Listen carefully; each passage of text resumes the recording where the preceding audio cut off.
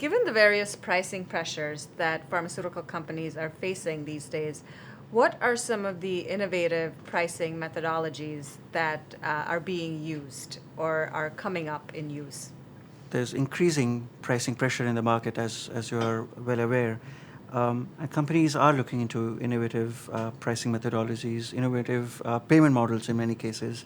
And there are really two that I can think of at a high level. One is what we refer to as outcomes-based contracting, and the other what we refer to as indication-specific pricing. So let me go through each one of those separately. Um, Talking about outcomes-based contracting, it is what it sounds like.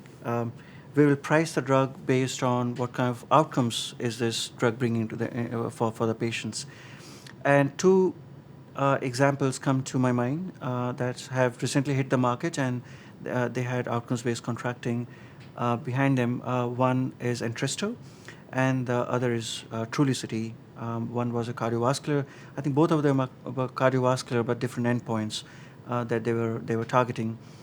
Um, and the innovative aspect of this pricing is essentially that the price of the drug is calibrated to, again, the outcome, the specific outcome that the patient demonstrates in the real world. In other words, if you are taking a diabetes drug, is it bringing the A1C levels down by a certain percentage?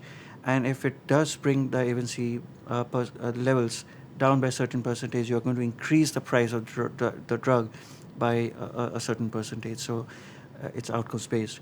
And similarly, if you have a cardiovascular drug, how much decrease in LDL do you have, or the patient demonstrates in the real world setting?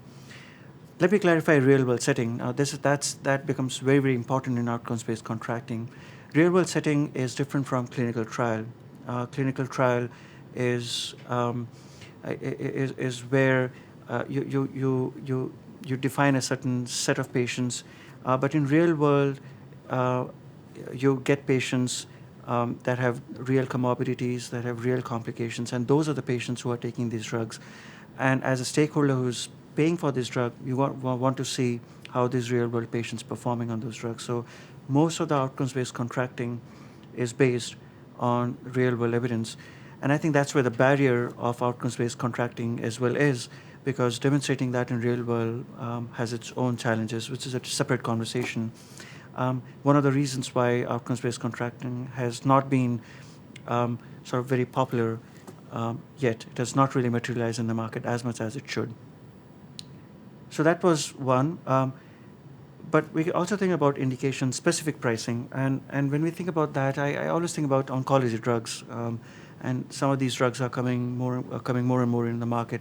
Mostly, a lot of them immuno-oncology, where one drug is applicable to multiple indications, pancreatic cancer, multiple myeloma, so different kind of different indications within oncology.